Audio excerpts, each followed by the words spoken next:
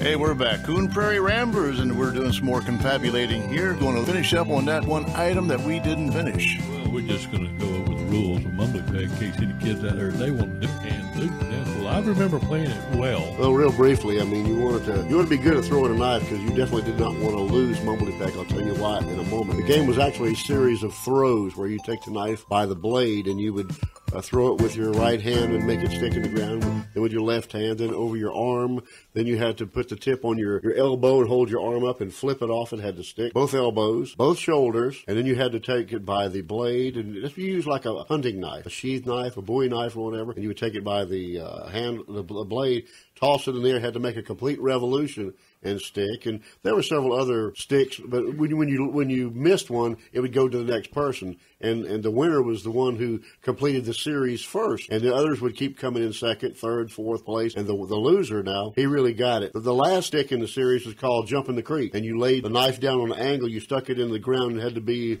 like 2 or 3 fingers above the ground. 3 fingers whiskey, you had to lay your finger sideways. And the handle had to fit on that. Then you would stick your hand on it, and you had to slap it, and it had to make a revolution and stick in the ground.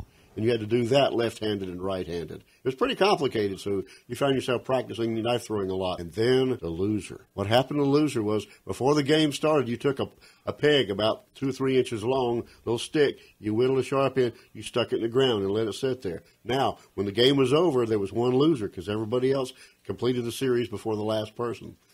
All the winners could take the knife by the handle, and they each got, by the blade, and they got one whack with the handle on that peg to drive it into the ground. Of course, with the first whack or two, it's gone out of sight. But everybody just keeps pounding it every time they get a turn. And the loser had to get down on their hands and knees, had to root the peg with their teeth, with their tongue. They could blow the dirt out of the way with their mouth or whatever. They had to pull that thing out while their teeth. And what I mentioned Royce a while ago was one time we were playing, and Royce was down there. He lost.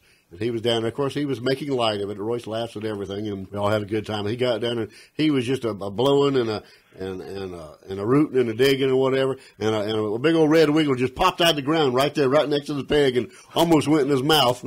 He come up hollering or whatever. But some people call the game Root the Peg. Yeah. That's another name for the game. But you can look it up on, there's probably some people playing it on YouTube, or you can probably find it you can Google it, and the game Mumbly Peg is in the dictionary. Anyway, that's Mumbly Peg. My goodness. We're turning it back over to KC right now. In life, a lot of times somebody will ask you if you could go back in your life, change or do anything different than what you've done, or would you do it? Would you go back if you had a chance to, study more, to go to school, to do whatever it was that you felt like you left out? Would you do that? And my thought always is about the butterfly. What is that? What would it change further along in my life than what I'm at right now? And I always thought that if it would change anything different than me being married and in my life where I'm at right now, and with my children and with my grandchildren, that I wouldn't do anything different in my life. That if it would cause those things to have changed and not have my exact grandchildren, that I don't want somebody else's grandchildren. I heard that. No, I was kidding. But it's just like a friend of mine was talking to me one day, and he said, you caused me to drop out of school. What? Yeah, well, seriously? We was kidding around, but he said, you used to come by class and get me out of class. I was at one particular time in the school, I was an assistant to the principal or something. I don't know exactly. While you were a student? Yeah, it was like a class. It was that was my assignment for that 1 hour or whatever it was during that period of time. Wow. I worked as an assistant to the office, like a librarian almost. Okay, like a teacher's But I was like a principal's assistant. That's the ultimate teacher's pet right there. Yeah, really? And I worked in the office. Like a lot of times they didn't have intercom in all the classes, and it'd tell me to go down to the hall Miss Anderson's class and hand her this note, or go down to Miss Anderson's class and go get Luke Wilson and tell him, come here, A. Perry Geiger wants to see you. Oh, no. And, yes, come on, Luke. Oh, Lord. And but I would do that, so I would write out fake notes. What?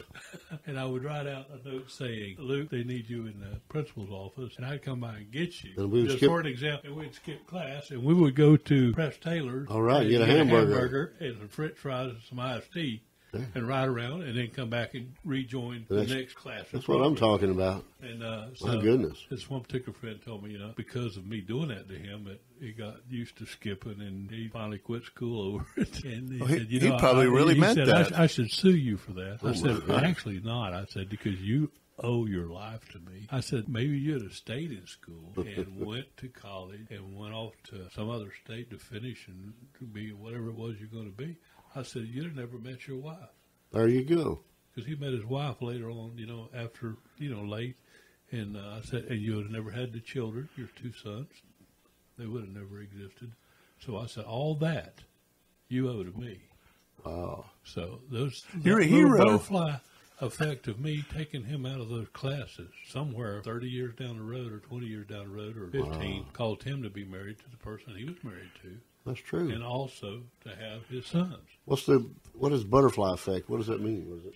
Well, it's like a butterfly wings ripple. Yeah. And that little tiny effect of that wind rippling, maybe that's what made Hurricane Charlie wobble. Yeah, the slightest little thing. The slightest little thing. All of a sudden it knocked it off course, and instead of going up to Tampa, it came up the Peace River. And so we can blame that on the butterfly. I'm going to kill the next butterfly. Or, you could have thrown a rock in the water when you were younger, and it might have scared a snake that was trying to cross the river. That would have bit you. He went over on the other side, and maybe he bit somebody else. You might have accidentally killed somebody. Oh, my goodness.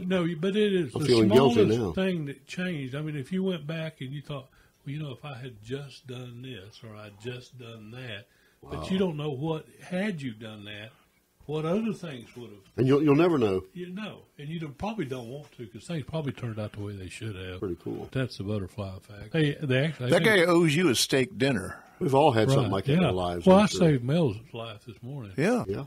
Somebody almost, if we would have been up the road just 10 seconds. 10 seconds, even less than that, a guy changed lanes because he decided he's going to cut across my lane and go make a left-hand turn. And I'd have been sitting here talking all by myself. Yeah. And the fact that I'm slow, I slowed it down enough. The Lord moves in mysterious ways. Actually, it saved you because he would have come through your door.